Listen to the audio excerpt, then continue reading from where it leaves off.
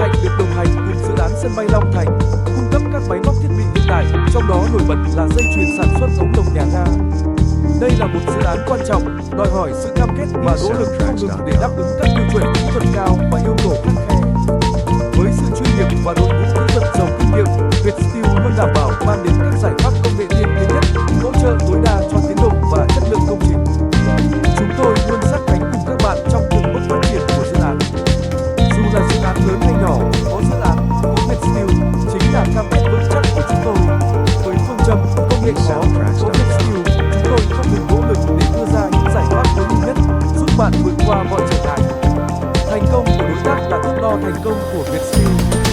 Chính vì vậy, mỗi dự án chúng tôi tham gia không chỉ là một công trình, mà là một mối quan hệ gắn kết bền vững, mang lại lợi ích lâu dài cho cả hai bên.